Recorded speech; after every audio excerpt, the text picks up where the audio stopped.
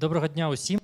Good day, everyone. I guess we should start our presentation, the presentation of the research and investigation of the disaster which took place in Kakhovka.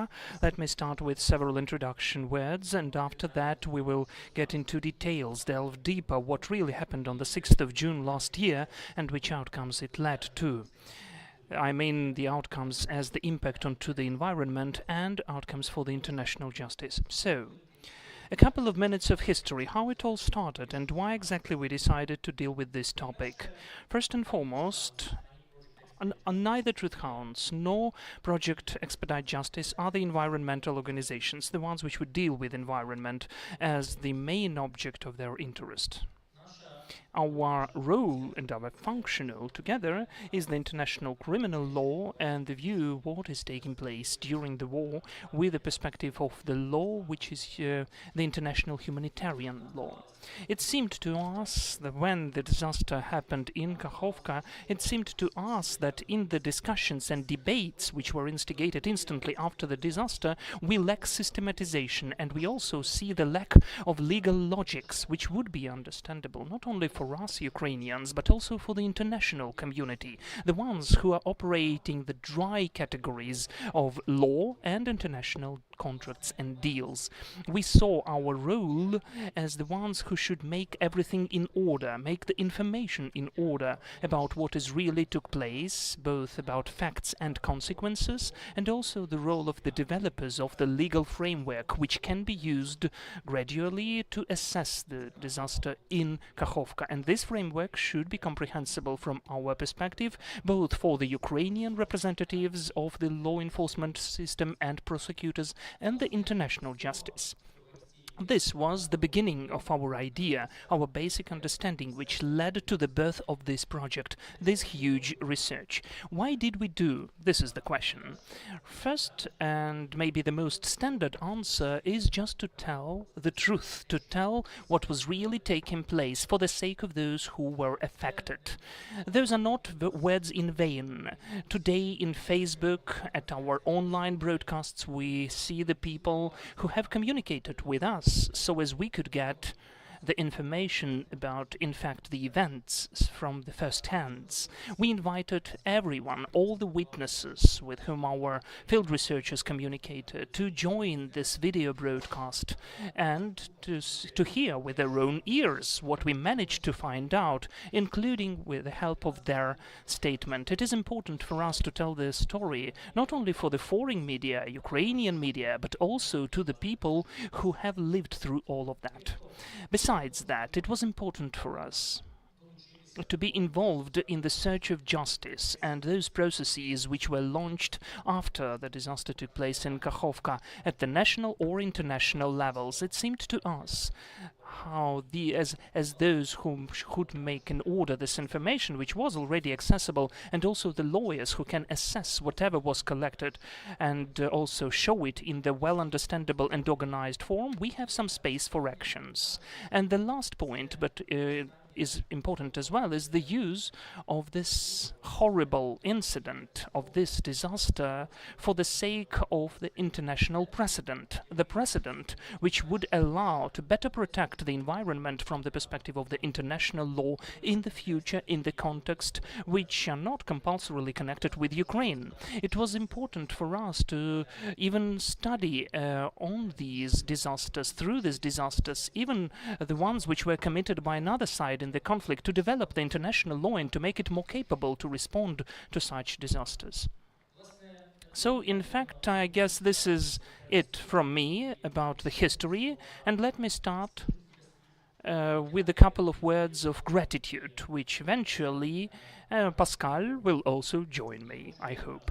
So I'd like to thank everyone who has joined the development of this report. Pascal will tell about each of the names. I will just name the staff the authors, and also I'm grateful to the organizations, separate ones, which have made a substantial investment into the writing of this report. Let me mention the Crimean Institute of Strategic Research. I am really happy that the representative, the expert Denis Yashny, is with us today. He was writing the part of the report which is connected with those damages for the culture which were caused by the disaster in Kakhovka, and also the Crimean Institute of Strategic Research was able to join our project thanks to the help of USAID Engage and the company of and the group of PACT, which is helping us to implement this initiative in Ukraine.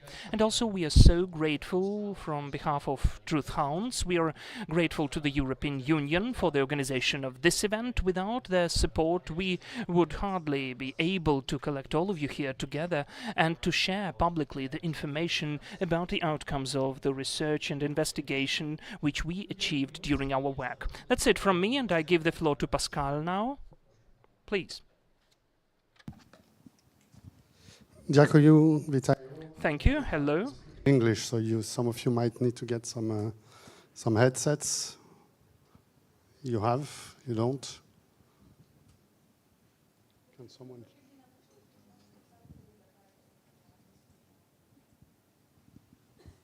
No? Okay. Very good. I'll try to speak slowly, which is not my best part. Thank you very much for being here tonight in this room. Thank you to all those familiar faces that are working with us and new faces as well for us. And thank you very much, Dmytro, for this general introduction. Indeed, I want to start with a brief introduction on the people who have been working on this, some of the reasons we did it, and to reiterate and insist on the call for action that was mentioned by Dmytro at the end of his own introduction.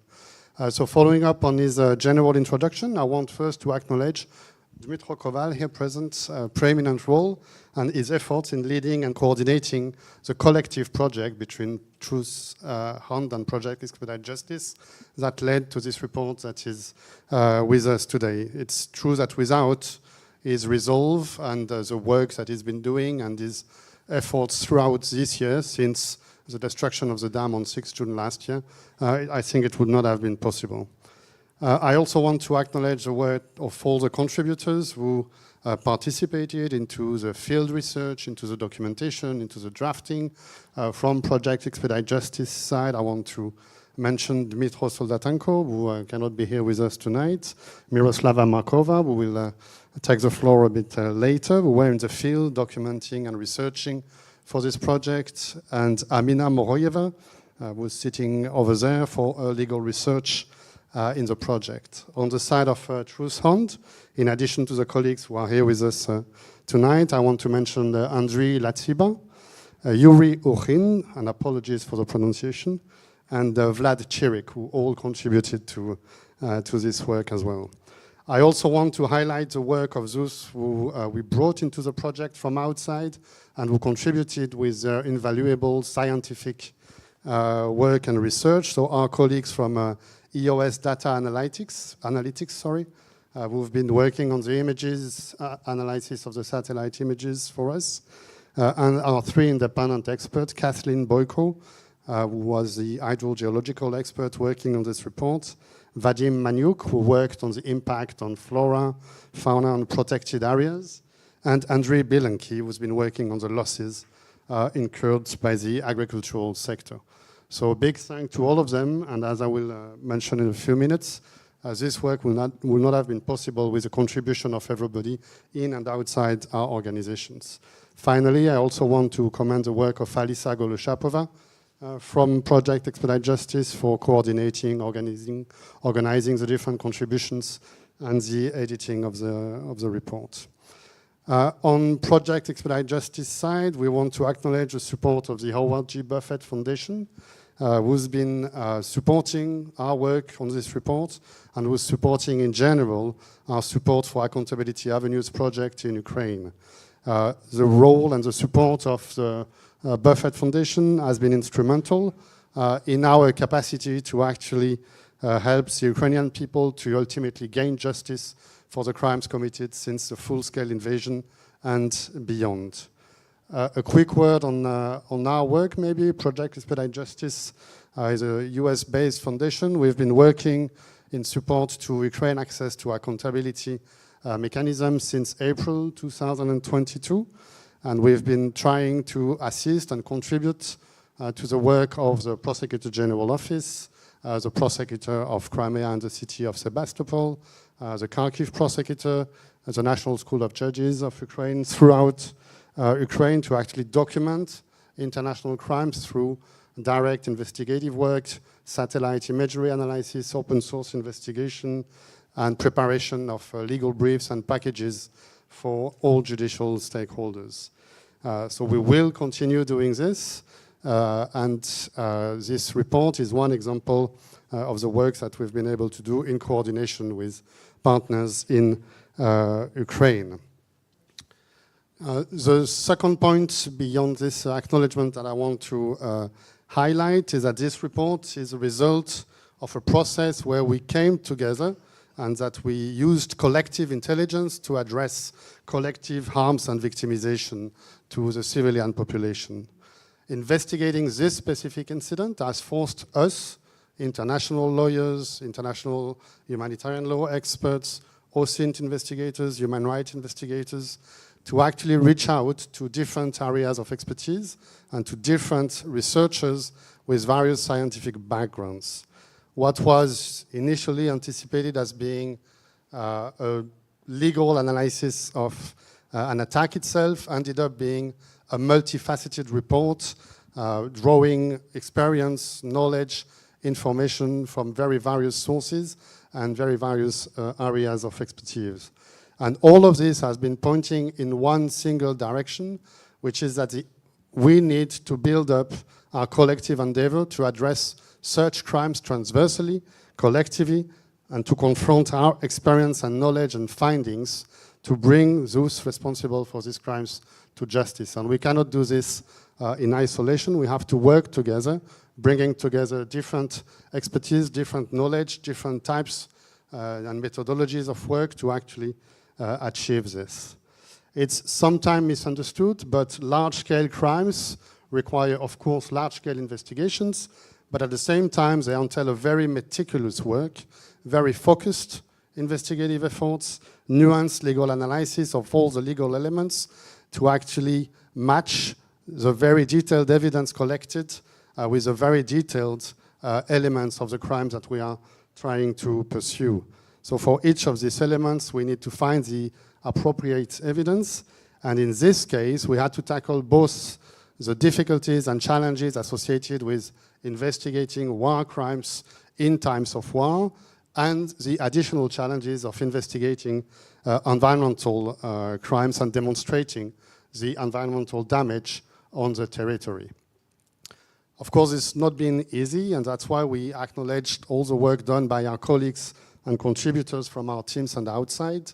It's been difficult to access some areas that are still occupied, difficult to access areas that are under regular or constant shelling. It's been challenging at times for our colleagues who deployed to do the documentation.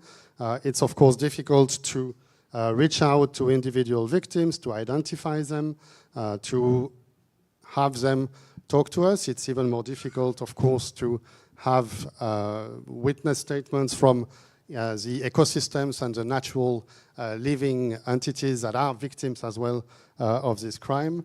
And it's difficult to identify victims of damage that may occur and continue for many years and indeed decades to come, and that might not be identified yet, because this is one of the features of these crimes, that their effect continues over time. So it took a little bit of time to accumulate all of this evidence.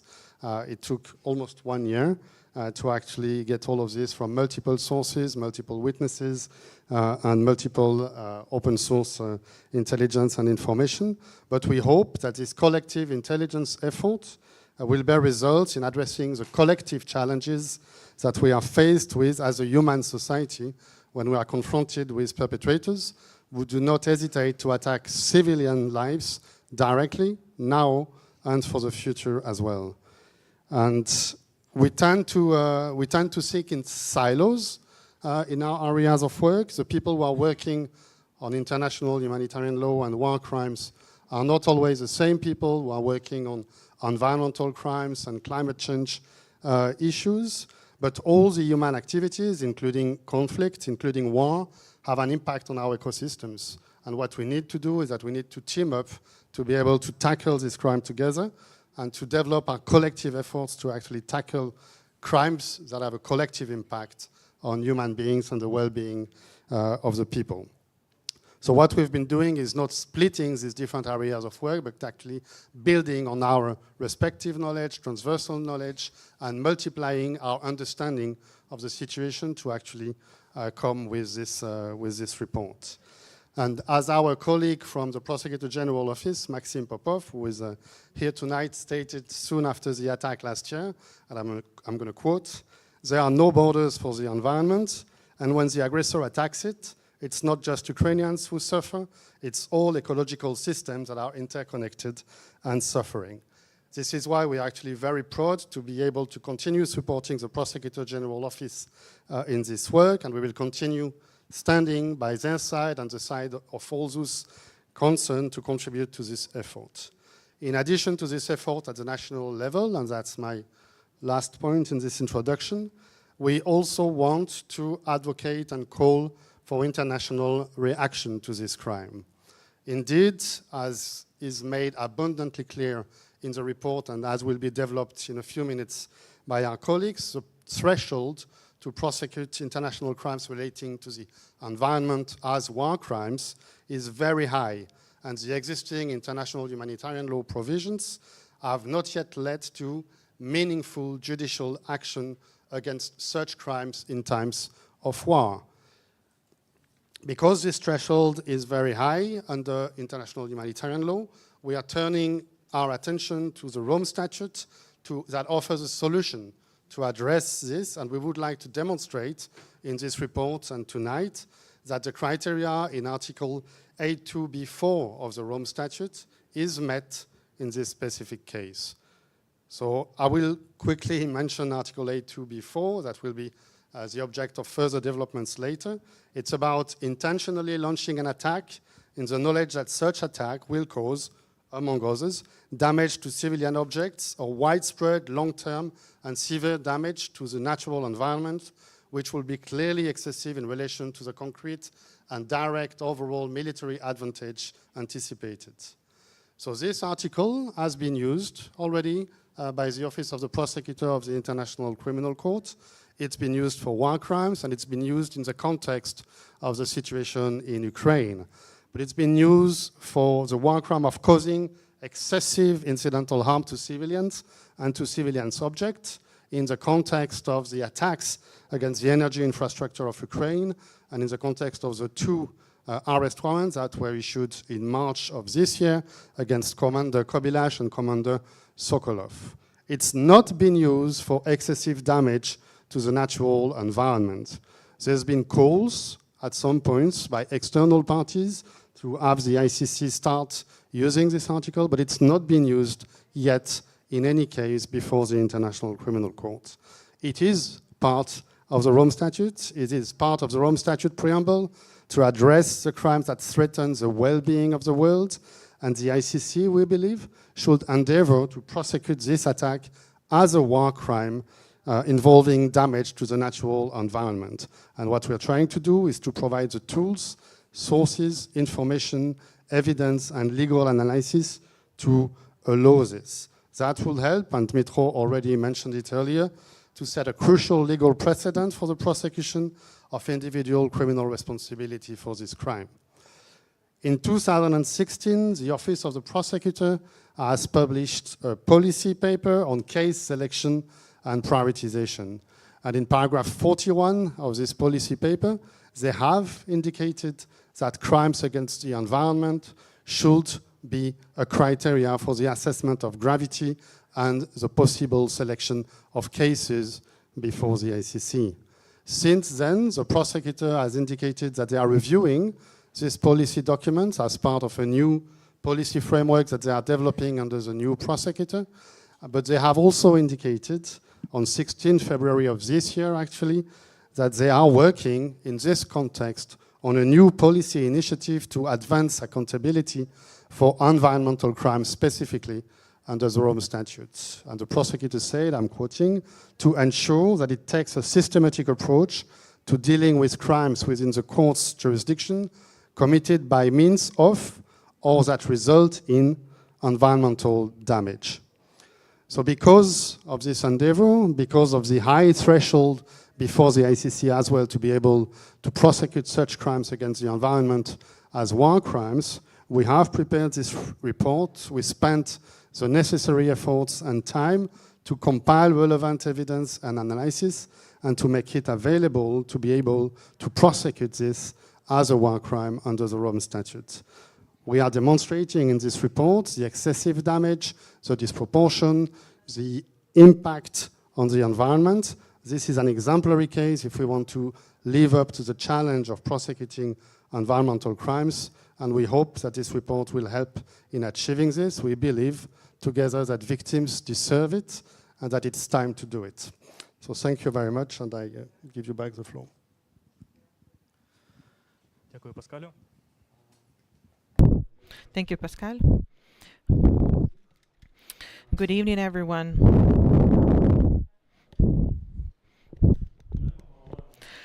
We'll discuss the report. We'll look at its structure and what we considered when we drafted it. First, a little bit of background. You can see the Kakhovka hydropower plant. It was built in 1951-55. It was commissioned in 1955. It was a result of the implementation of Stalin's plan, so-called plan to change the nature, and it included a number of hydraulic facilities throughout the Soviet Union in the south of Ukraine, including. As a result of this plan, Kakhovka Reservoir and dam were constructed, as well as a number of smaller dams that we will refer to as Kakhovka Dam. So you can see the hydraulic hub. So from now on, when we say the blowing up of the dam, Kakhovka Dam, we will mean the smaller dam, which is the overflow dam. It is recommended to use the border studies in dealing with similar cases. It has to do with the fact that this region has always been inhabited by different cultures, people speaking different languages historically, which made it very diverse in terms of cultural heritage that we have. The very building of the Kakhovka HPP itself is quite unique for Ukrainian architecture, and even though we are talking about hydro power plants, it combines Soviet modernism and monumentalism styles. In the first half of 1950s, those styles would be applied in architecture. The role of the Kakhovka HPP in the energy system is Ukraine can be measured by its significance for alleviating the situation in the grid during peak hours. We are talking here about 4 southern regions of Ukraine. This is the region most developed in terms of the green transition, green energy compared to other regions of Ukraine.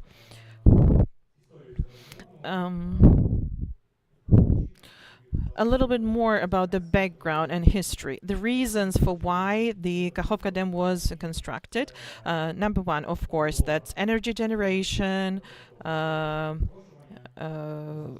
building water reservoir for irrigation of the lands in the south, improving navigation in the Dnipro River. However, there's one more thing, and historians tend to believe that this was not a key factor, but I think it's worth mentioning in the context of our discussion. There was a military strategic aspect in the construction of the Kakhovka Dam. During armed conflicts in the first half of the 20th century, that region, that part of the Dnipro River adjacent to the Nova Kakhovka town, had a strategic significance when the Red Army was crossing the river, and the Dnipro River, and this part of the country was also selected by Wehrmacht forces to do the assault crossing of the river. And north from the HPP, it would be problematic to assault force the river due to a large reservoir. Further south, it's not good either, because the dam could be blown up, which would inundate large territories and would make assault crossing a river impossible.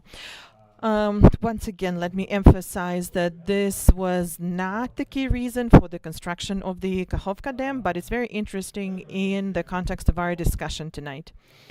Now, moving on to the 21st century. The Kakhovka Dam was occupied on the first day of the full-scale invasion, Russian invasion.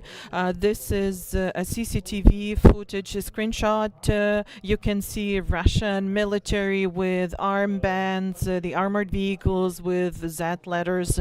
So on the first day of the full-scale invasion, Russian military took Kakhovka Dam under control, and in a few weeks, the Russian Guard reported that they were controlling the Kakhovka HPP. A number of media stories aired about the occupation of the Kakhovka Dam, and you can see the snapshots from various TV shows. They are available on YouTube, and the journalists, the so-called military war journalists, were providing a coverage of how the alleged defense of the dam was taking place. So we can see this is an AGS 17 and 2mm mortar, and this is a 23mm caliber weapon in those pictures. It was important for us to understand how the Russian forces were using the Kakhovka Dam, and according to the information from the independent organizations and Ukrainian government, it was turned into a military base, and it was used as a station for the vehicles and for shelling of the other side of the river. Looking at the pictures, it is possible to geolocate where the vehicles and weapons were, and it is possible to say whether the facility was used as a military base. You can see a roof and a crane, and something that looks like a tower. With a magic into Google Maps and Google Earth, we can see Nova Kakhovka River Port, and we can see all of those elements that appeared in the previous footage. Let's look at snapshots from another video with a mortar, Podnos mortar being fired, 82 caliber. We can see a fence turquoise color marks the roof, a building that stands out, and light green marks a sort of a guard building. The author of the video actually helped us identify the location. We can see the fence that looks exactly like that, which means that we need to look somewhere very close to the machine hall. And a road across from the building of the machine hall, we see a mortar position, the same elements, identical to what we saw in the previous snapshots. You can see this is an AGS mortar being fired. In the footage that we can see in the left-hand corner, which is a snapshot of a second before the second one, you can see something that looks like ventilation and blue window, and we understand that they fired from the roof of the turbine hole. The position of the mortar of the AGS-17 and the third firing position. If we were to geolocate all of the coverage made there in 2022 after the Russian army retreated from the right bank of Kherson Oblast, more firing positions could have been identified without corroborating videos, but Russian military in some videos actually say with their own mouths that they are using the Kakhovka Dam as a firing position, even to fire from tanks at Ukrainian positions. Now on to the 6th of June 2022, we managed to identify three main theories about why Kakhovka Dam was blown up on the 6th of June 2022 due to wear and tear, due to shelling from the Ukrainian side, and because of Russians blowing it up. I think many of you know the answers, the answer intuitively, but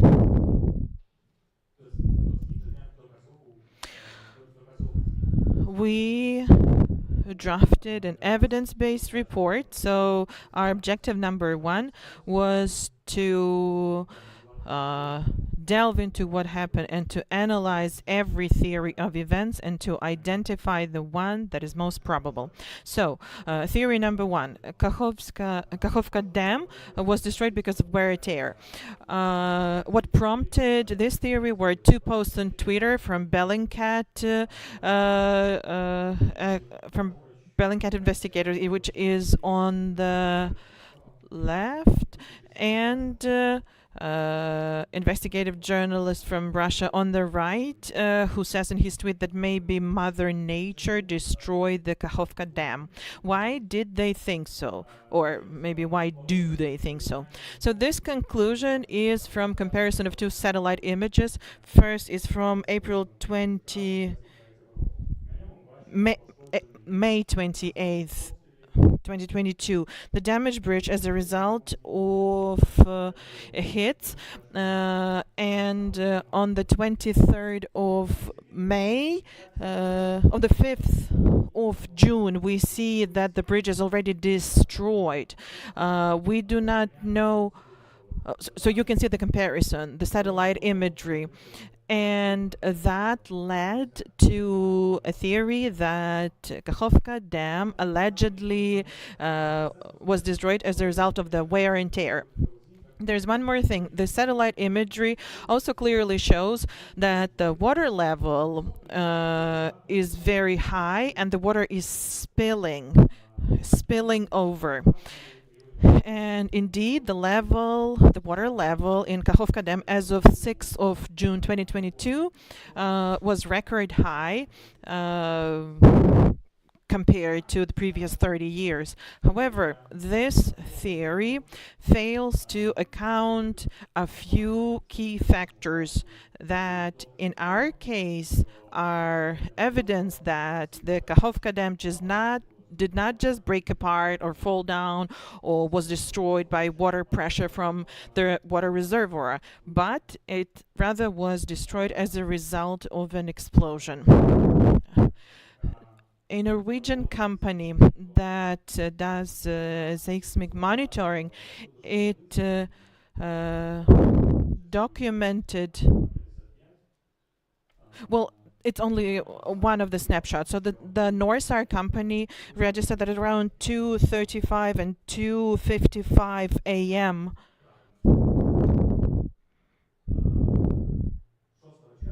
on the 6th of June, their detectors registered two explosions at 2:35 a.m. and at 2:55 a.m.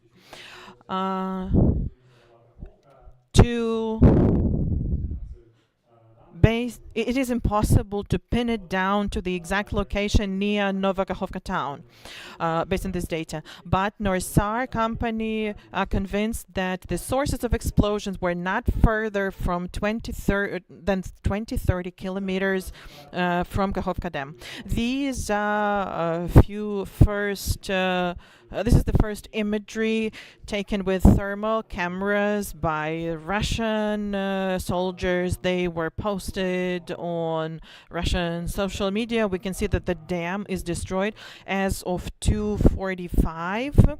And on the second snapshot from the video, we see something that looks like an explosion, but we have no grounds to assume that this is a detonation of a placed explosive, because the explosion looks quite small, and frame-by-frame analysis does not give us ground to believe that there was a projectile flying and hitting it. Most probably it was a detonation of one of the anti-personnel, anti-tank mines that was washed over with the water and hit concrete of the dam and detonated. So altogether, from these screenshots, we can see that yes, as of 2:45 a.m., there were several stages of dam ruined and destroyed. But please pay attention to the building of the turbine hall. It is not under angle, though this was the place, and we are speaking about the central part of the dam. This is where this building should feel the biggest force of the water.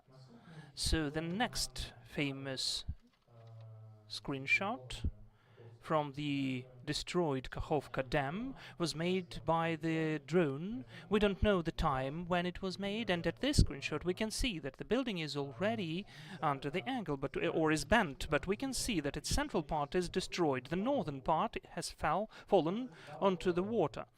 So we were interested that it is not that typical damage, as if the dam was destroyed under the pressure of water and several stages of it had fallen down, then the destroying of the turbine hall would start with the northern part. But we can see the fully destroyed central part. It was important for us to find out when this video was made, because neither in the publications nor in the video it was not mentioned. So we were able to do that because at the moment the drone made this very slight shot of the horizon, and we can see that the sun is located lower than the horizon line. So we can make an assumption that this video, with the biggest probability, was shot at the sunrise. So with the help of SunCalc resource, we looked when on the 6th of June we had the sunrise. So it was from 4:15 to 4:53 in the morning, which means that this video was done in 90 to 128 minutes after all of that. And this time is not sufficient enough to to destroy the dam under the force of the water only, so as the turbine hull of the whole plant would be so damaged. Obviously, between these time slots, between 2:45 and 4:15, 4:53, there was one more explosion. We remember the data of NORSAR about the first explosion at 2:45, and we can see the consequences of it at 2:35, and the second explosion at 2:55, and the consequences of it maybe we can see at the previous shot.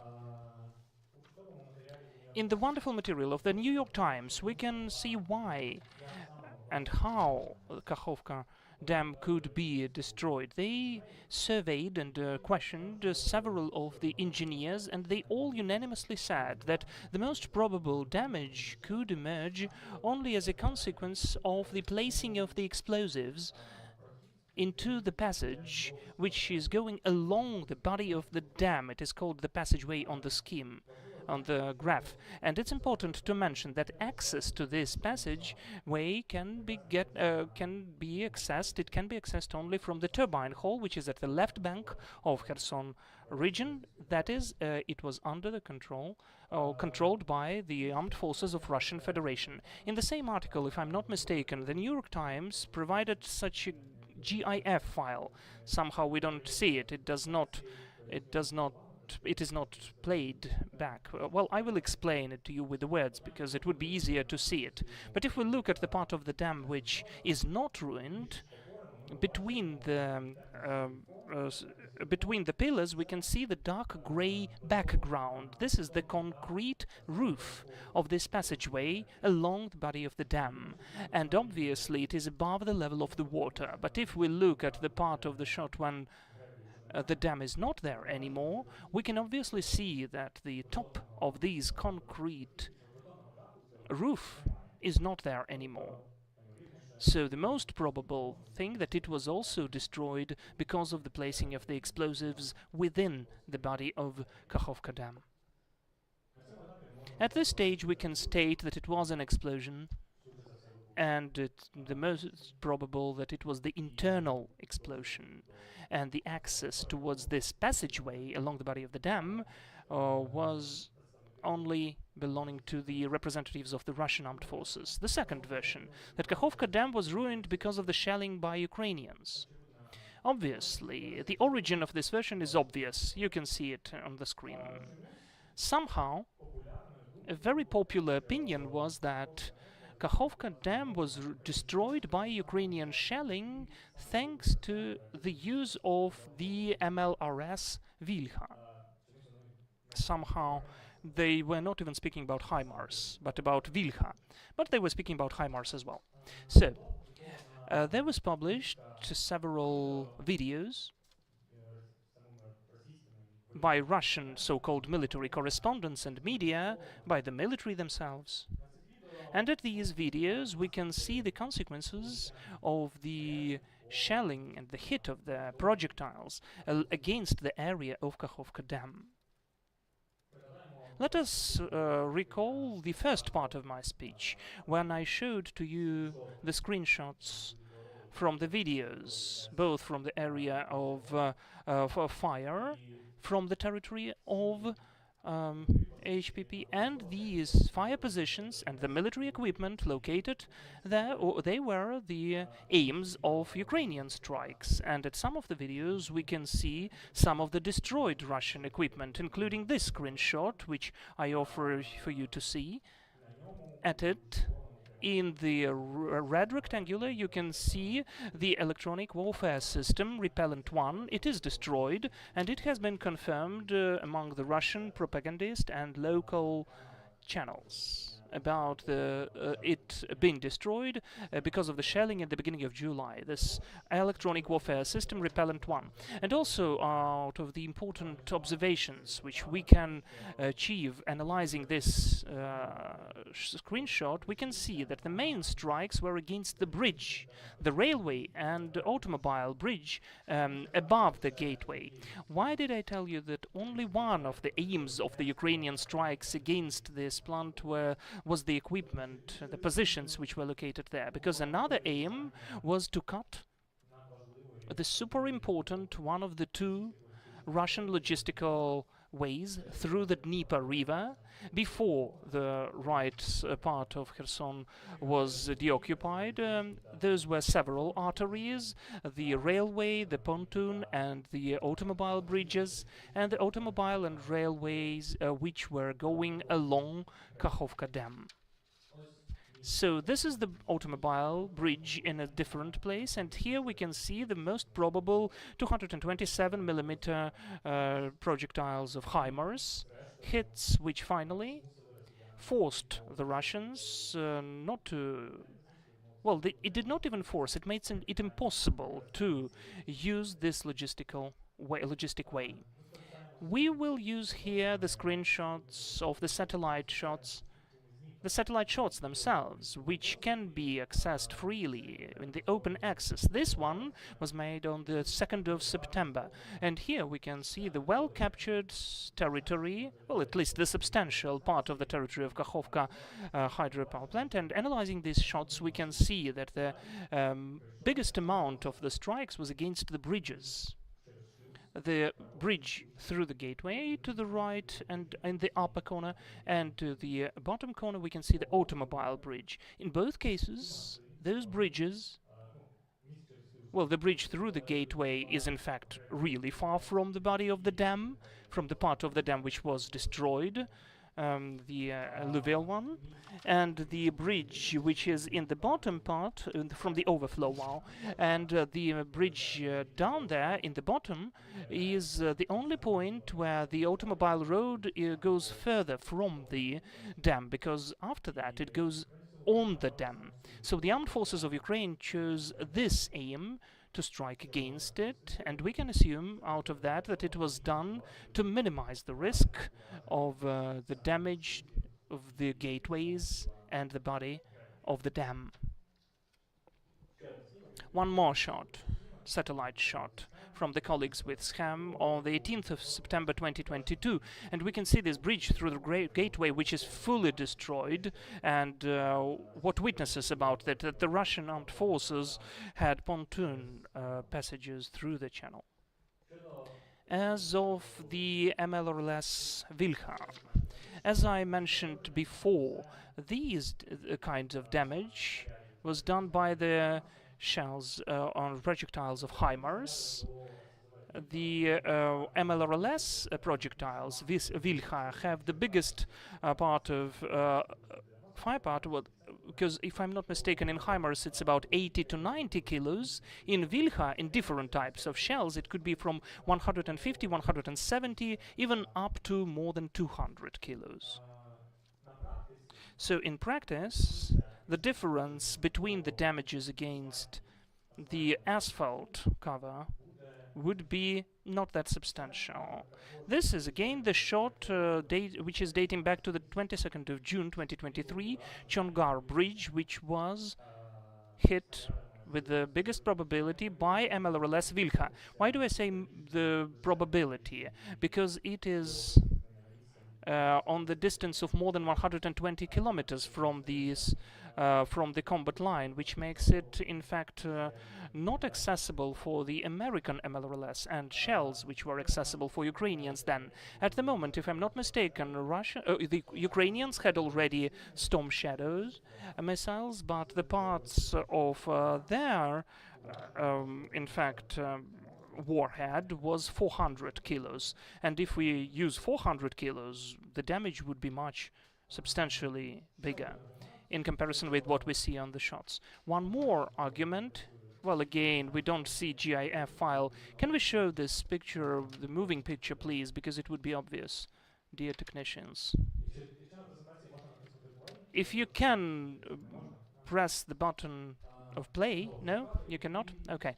So I'm sure this is the shot which in fact lots of you saw from the open sources. However, rather often it is mistakenly dated as if it was showing the events of the 6th of June 2023. It's not true.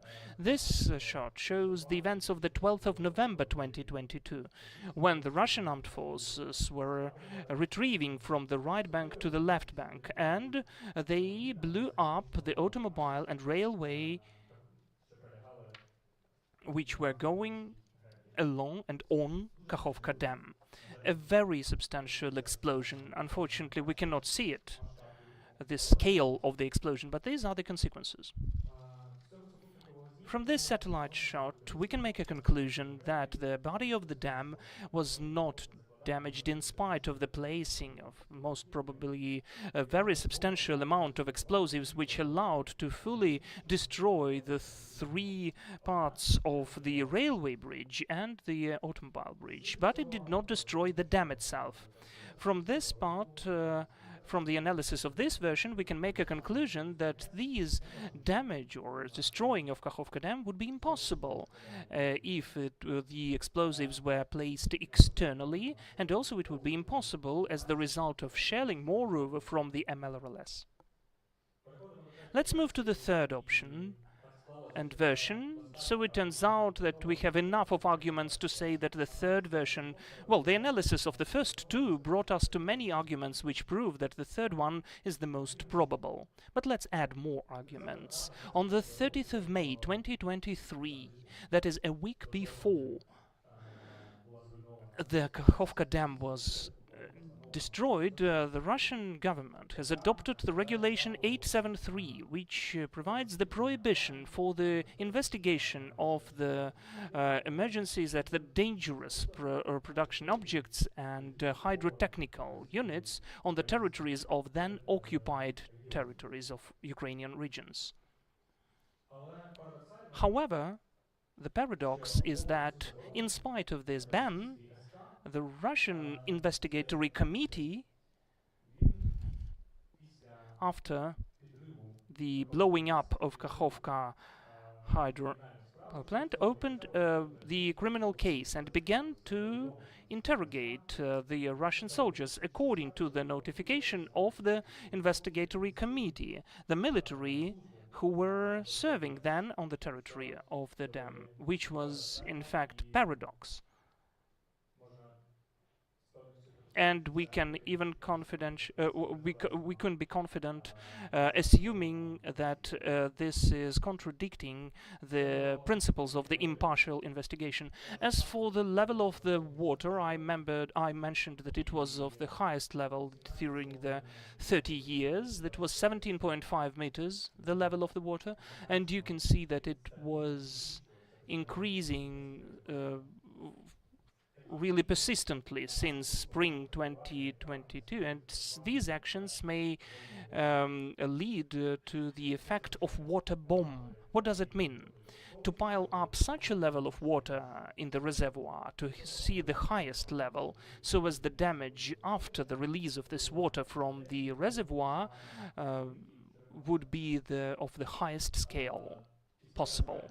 History knows examples when one of the sides of the armed conflict have conducted the same actions. For instance, in September 91, the Yugoslavian People's Army was increasing the level of water in the river of Cetina in Croatia to blow up and to create this water bomb effect. Its objective was to stop the offensive of the Croatian forces and to flood the Sin city and the affiliate attached areas which were south to the dam, which were targeted by the Yugoslavian army. And the last part of my speech, of this chapter of the report, is about in fact, finding out the truth about which military units were located on the territory of Kakhovka Dam. This is 205 Brigade. You can see that it's one of the reports from the territory of the hydropower plant. Of course, we are not limited by the inscription on the walls, because the journalists themselves were speaking that they are saying that they were speaking to the military of the 205th Brigade. But according to our opinion, what happened with Kakhovka Dam cannot be embedded into the action which can be explained at the tactical level. Thus, the responsibility well, it's not that probable that the 205th Brigade bears responsibility, though maybe it was done by them, the blow-up, because they have sappers and engineers within it and so on. However, the planning of such operation would unlikely to be created at the level of the brigade. If we look at the military hierarchy of Russia, over the brigade, well, simplifying the matter, this brigade is included into the group of troops Dnieper. This group of troops is acting on the territory of Kherson region, at the occupied part of Kherson region, at the left bank, and at the moment this group was headed by Colonel General Oleg Makarevich, who, by the way, just several hours before our event, the Prosecutor General Office had a piece of news that he had the note of suspicion that he committed.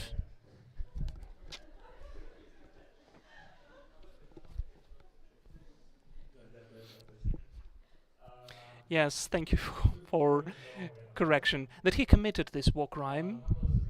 We managed to find some amount of personal information about Oleg Leontievich Makarevich. You can see even, well, it's a bit redacted, but still. He was the one who conducted the management and of the troops which were included into the group of troops Dnieper. But should we be limited only by Oleg Makarevich, right? According to our opinion, there are rather or convincing evidence that we can speak about the liability, about the responsibility of the top management and of the Russian army. So we can see that the group of Dnieper is included into the so-called united group of troops. And this united group of troops, as of June 2023, was managed by that very well-known general who was accomplishing the function of the head of the general staff, that is Valery Gerasimov. From the open sources we found the evidence that rather often the meetings of the united groups of the troops are conducted with the presence of the Ministry of Defense, Sergei Shoigu, because at the meeting of the heads of the groups, the head of the General Staff and the Minister of Defense, they conduct the whole process of the planning at the operational and strategic level. However, this could indicate that both Gerasimov and Shoigu are engaged in planning of such operations. However, there's one more person on top of this hierarchy, Vladimir Putin, and him potentially knowing that the blowing up of the Kakhovka Dam is planned is actually could actually be assumed from one of the videos. That's from April 2023, 2022, and 2023. And he has a meeting with Makarevich and with the Dnieper Forces Group Command. So that's 2 months before the blowing up of the Kakhovka Dam. The HPP at that time had already been mined, according to the reports of international organizations, Ukrainian government, main intelligence directorate. As we can see, there's an omission of one tier of the military hierarchy here. Vladimir Putin meeting with the group command, and suggests that the Joint Forces Command do not have to always go through Shoigu, the minister, but they have a direct channel of communication with Putin. And the blowing up of the dam suggests that at the very least the highest leadership was informed about potentially blowing up of the Kakhovka Dam. So that's all about finding the truth. And now I would like to give the floor to our next speaker,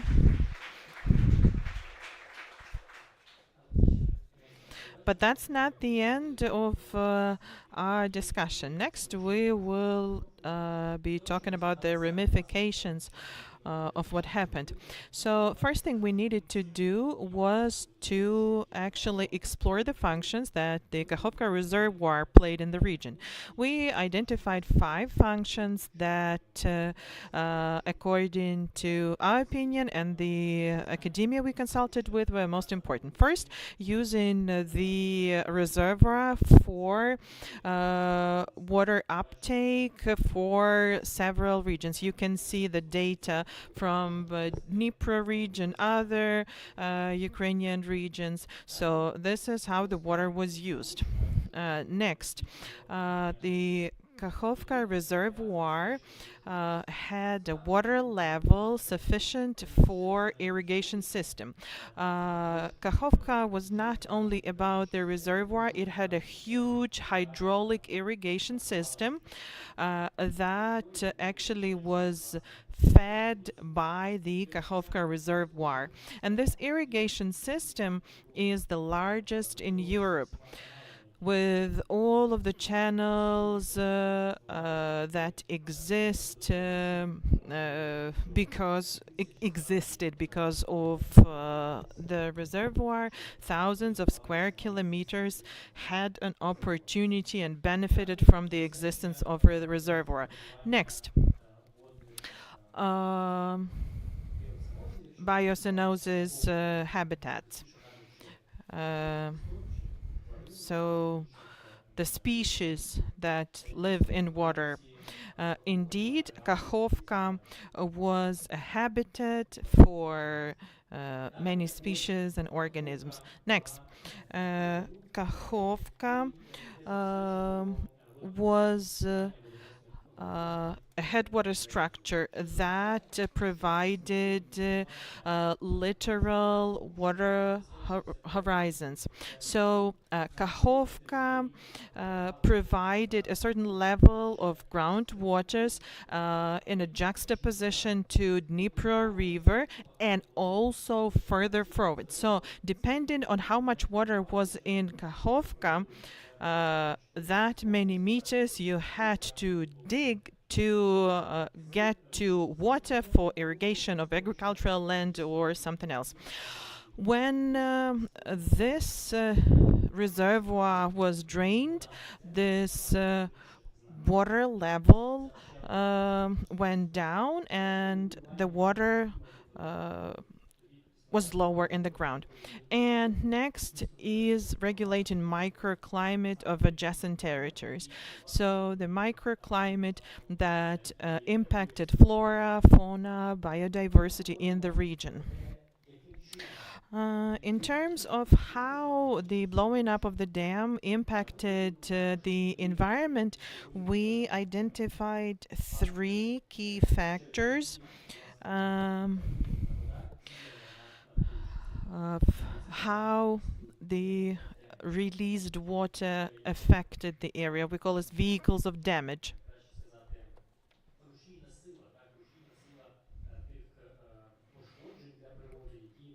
So the nature of the damage that were caused by the draining. First of all, a large body of water was released, and as a result, the bed of reservoir was drained. Next, turbulization of the river, Dnipro River. So that created a drastic change. And next was the destruction of the bottom bed load. So this load is formed as a result of the operations of large enterprises or companies. And when these bottom bed loads are released and spread over vast territories, this leads to foreseen consequences. First of all, they deposit in other areas. They can be spread further by the wind. They contaminate the environment outside of their regular area of depositing, and they create hazards for the environment.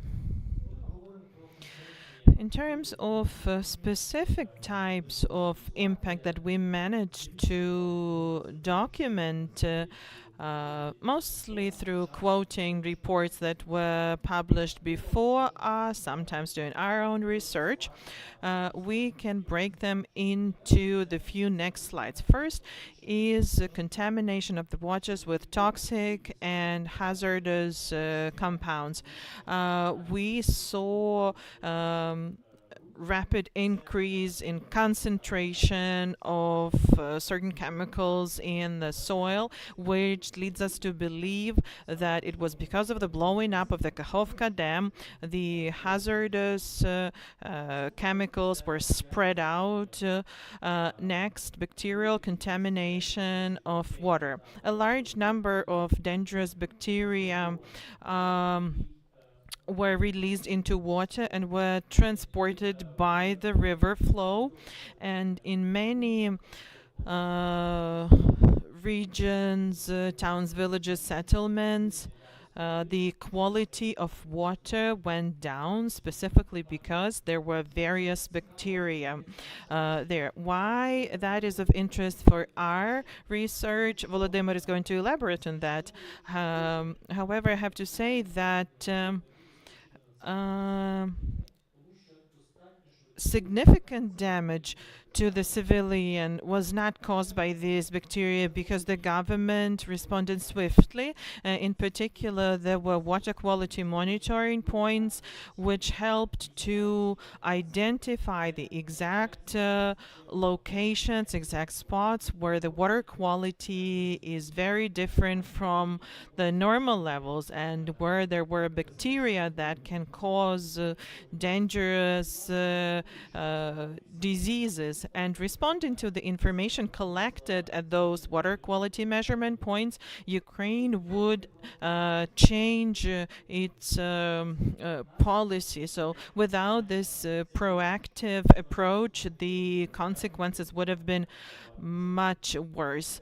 So this is something to remember when you listen to Volodymyr. Next, this is the dwindling of the underground resources and salination. The lower the groundwaters are, the more dangerous it is for the soils in terms of salination, and the larger the risk of increase of yield and turning the soil into non-fertile soils, which leads later to further salination of waters that are under such soil. So this is a chain reaction. When the disappearance of the reservoir leads to the going down of the groundwater level, which leads to salination of the soil, which leads to salination of the water as a result. Another group of consequences. This is dying and degradation of flora and fauna. We see that in some species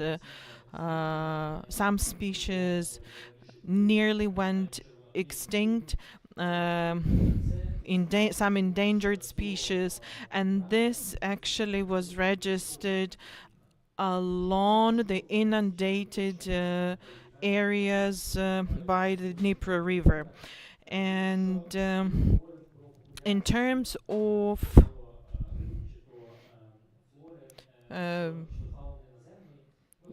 fish or land species, we are quite limited in their habitat, so that's dozens of kilometers for our case. For international law purposes, we have to prove that the damage was caused on vaster areas, and the degradation of flora and fauna because of that cannot be used as ground to state that the damage is at the level enough to be saying that this is an international crime. But the degradation of flora and fauna changes the habitats locally. It changes the balance on not just this spot in this location, but on larger territories as well. It impacts larger territories. And if we were to identify the locations with the changes in the species populations and the impacts it had on the adjacent territories, we would see that the damage is quite extensive. Now over to Myroslava. Thank you. Good evening.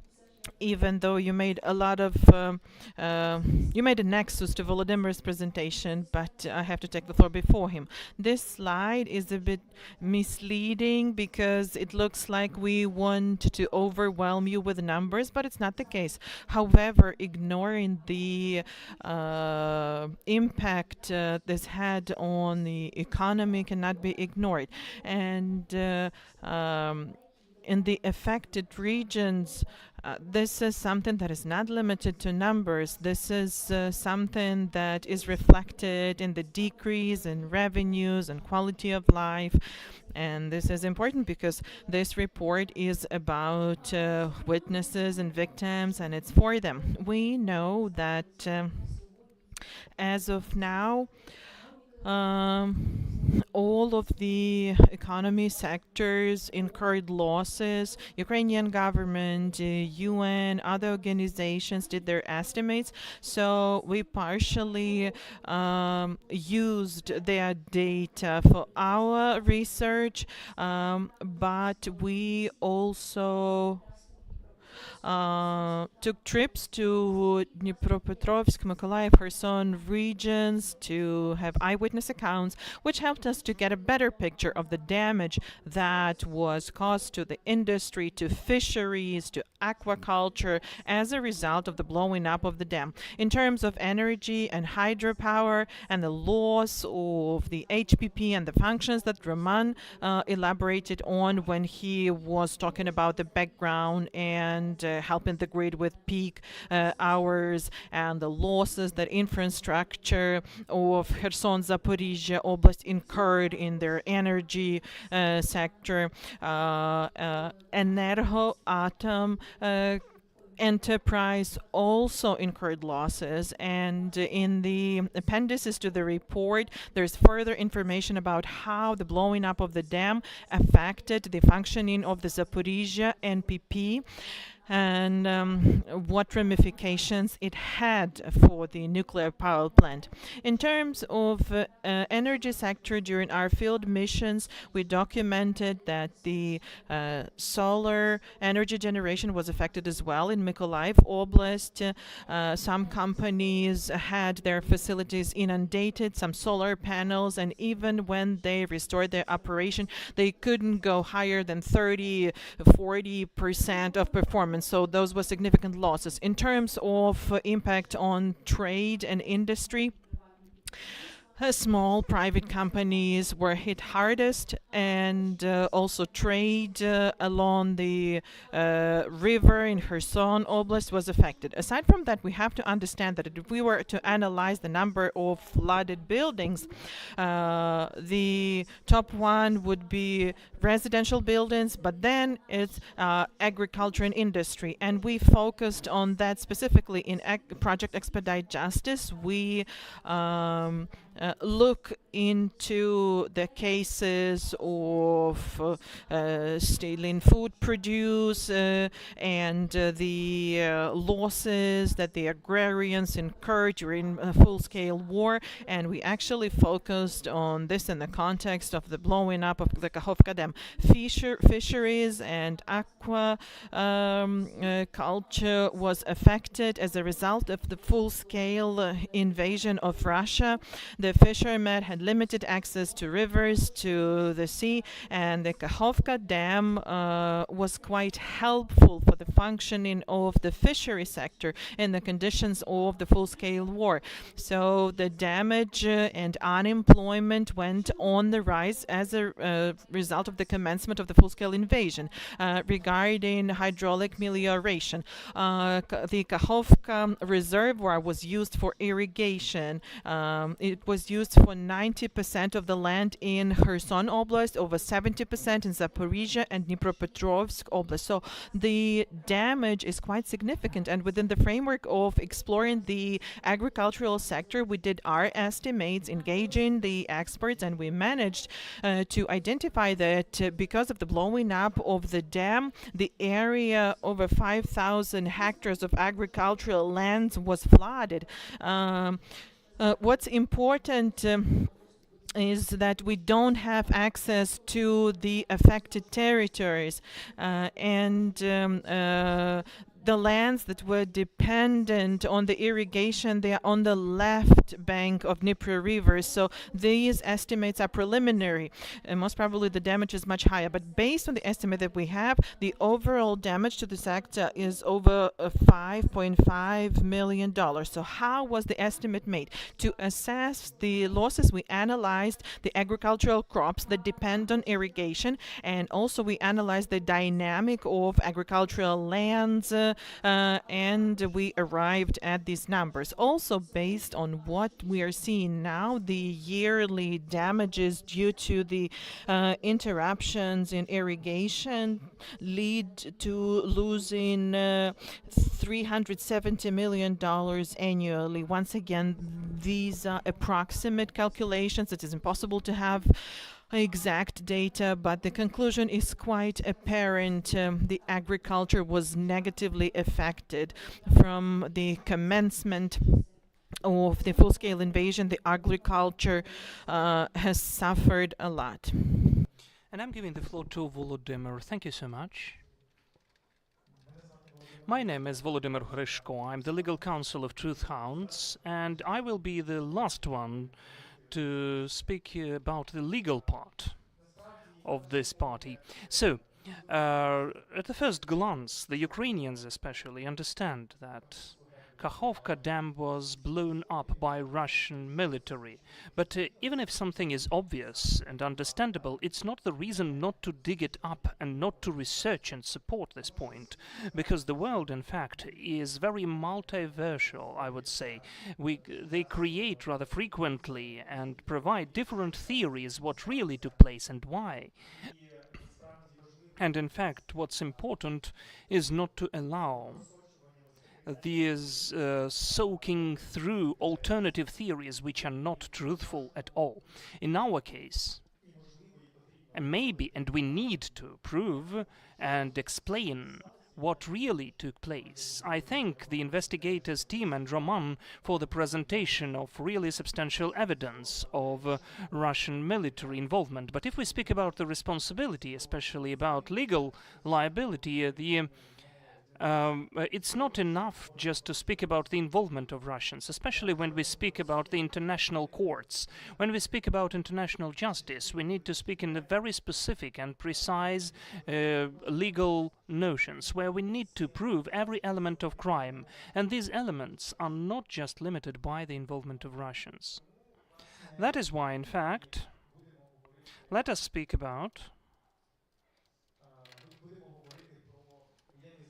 the war crime against the environment and why all the elements of this crime are present in the case of Kakhovka Dam. Before moving to the elements, let me tell about the peculiarities of this war crime, because in fact it's a bit not that ordinary. And why did we take it, in fact? Because we can hear from anywhere that the blow-up of Kakhovka Dam was ecocide. And in Rome Statute, the notion of ecocide is not, in fact, described. That is why we look at their so-called alternative provision, the only provision which mentions directly the environment in Rome Statute. That is the war crime against the environment. So first and foremost, we are speaking about the attack against the military object. That is the legal aim. The attacks against the civilian objects are totally prohibited, but in case of the dam, this is the object of dual use, which can be considered as a military as well. And considering its strategic location at the Dnieper River, so strategic location for the military operations, the dam can be classified as a military object. And this attack could be legitimate, but according to the international law, even the attacks against the military objects are not legitimate, are not always legitimate, because even if this attack leads to worse consequences for the civilians or for the environment than the military advantages, then in this case this attack is illegitimate, not legitimate. This is the first peculiarity. The second important peculiarity is that the provision is written in the way that the crime is considered to be committed when the attack was committed. It does not need real consequences. It's a bit counterintuitive, especially for those who are dealing with analysis of the consequences, collection of consequences. But I'd like to warn you, it is not still in vain. Moreover, it is supporting the provision of the statute, because if we can see the consequences, they are the ones which could be taking place. And the second point is that thanks to this construction of the provision, which does not need real consequences, we can also take into consideration the consequences that could have taken places, but did not take place, thanks to the minimization of the consequences. And this is this nexus which Dmytro told about the bacteria which got into the water and the quick response of the Ukrainian authorities, which did not let cholera spread around or any other diseases. So in fact, this provision even allows us to take into consideration the risks which never took place. So let's move to the elements. We divided them into 4 parts so as we could operate quickly. The first one is the attack. And also, even this element, the deliberate attack, can be doubtful. The second element is that this is the element which can lead to the high-scale, long-term, and very substantial harm. This is the cumulative test, when we need to satisfy all the 3 criteria simultaneously. This is the nexus to Pascal's words when he mentioned about this threshold, which is rather high for the war crime. Then, besides proving these 3 characteristics, we need to show that this was a redundancy of the military advantage of the side which was conducting the attack. And finally, one of the most complicated elements is the awareness of those who were, in fact, either blowing up or giving an order to blow up. This is the knowledge of them. So we need to get into the minds of the attackers. But let us show how we did it as well. So as for the attack itself, let me tell in a nutshell, because it's more of a legal discussion, debate, which emerged instantly after the blow-up of Kakhovka Dam in the blogs of international law and so on, when they told that the case with Kakhovka Dam needs to be classified not like an attack, but as a blow-up, and that the blow-up cannot be covered by the attack, because it was conducted at the occupied territory, which was under control of Russia. The attack is when the projectile or the missile is flying from the controlled area and gets to the area controlled by another state. But researching this notion, we made a conclusion that it's not important where the attack is taking place. It's important against whom it is created. And in spite of the location of the dam on the Dnieper River and the river flow, the water flow was not only on the Russian side, but it was in fact, considering the Ukrainian civilians and military, it can be considered as a blow-up against the adversary, the second part. For the legal geeks, please get to Annex F of our report. There we have all of the details about the preparatory works of the additional protocol to Geneva Conventions, why it is qualified as an attack. The next element is about the harm to environment, which has to comply with 3 elements. If we speak about the affected area, we are not only speaking about the flooded area, but also about the territory of in fact, the drying territory, or when we even speak about some of the figures and indicators which are shown as a threshold to achieve this high-scale damage, even they are, in our case, are achieved, because we are speaking about hundreds of thousands of square meters. Well, in our cases, those are thousands of square meters, the whole area which is covered by Kakhovka ecosystem. And our idea altogether is not to be dependent on certain figures or numbers, because the damage can be substantial without any dependency of a specific threshold. It can be decided depending on the peculiarity of each of the case. And the second element is this irreversibility. When we speak about the long term, it is easier to prove it because the consequences are irreversible.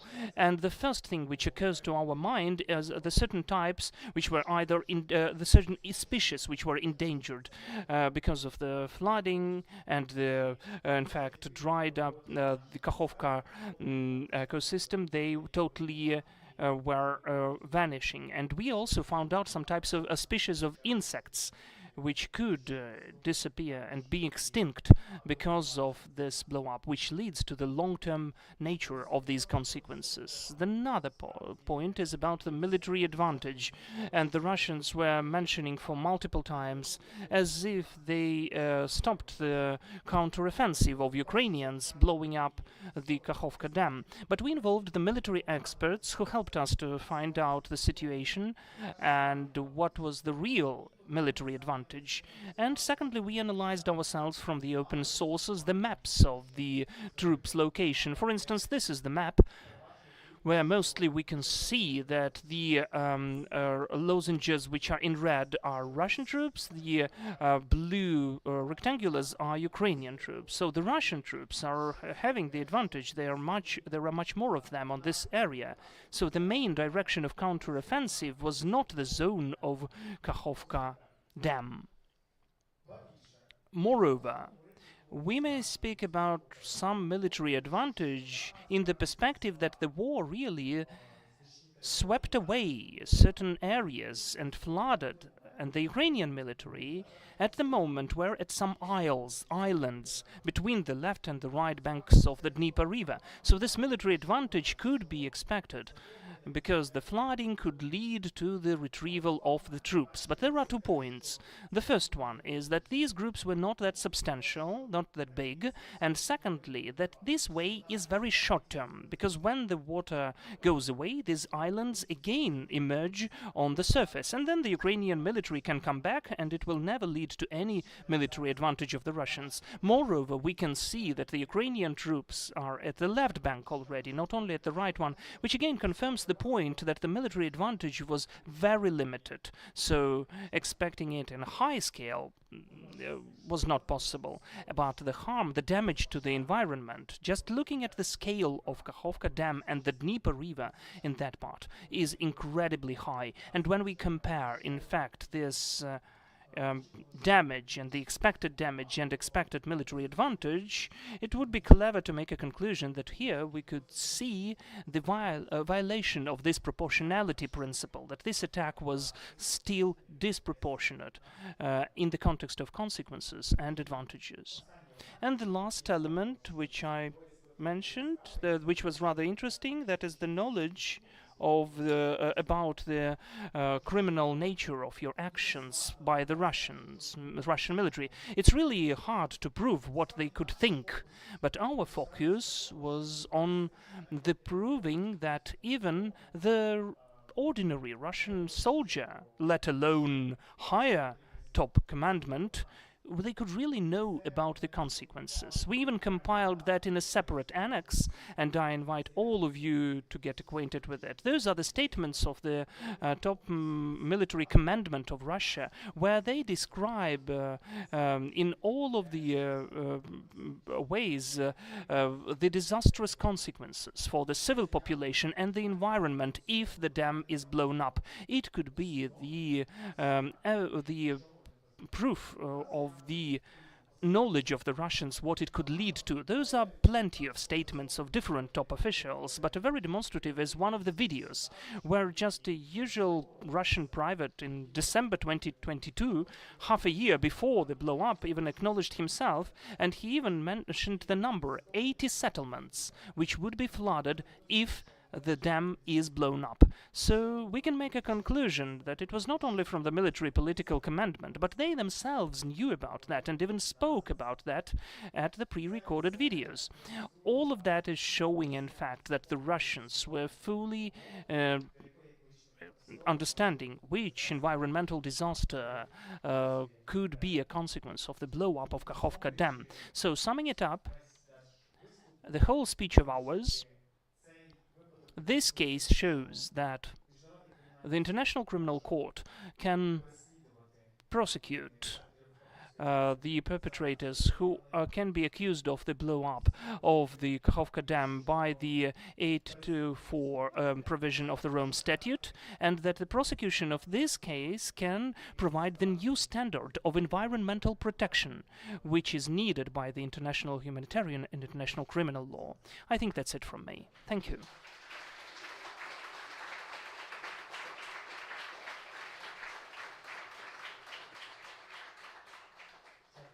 Thank you so much for your attention and that you are sitting for us in spite of our sticking out of the time schedule. I will end with 2 gratitude sessions, and after that we can have the Q&A session, either here or with coffee.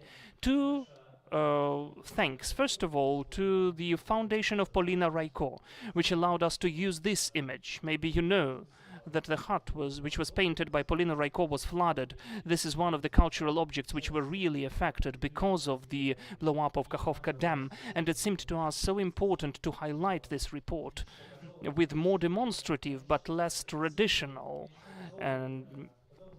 image.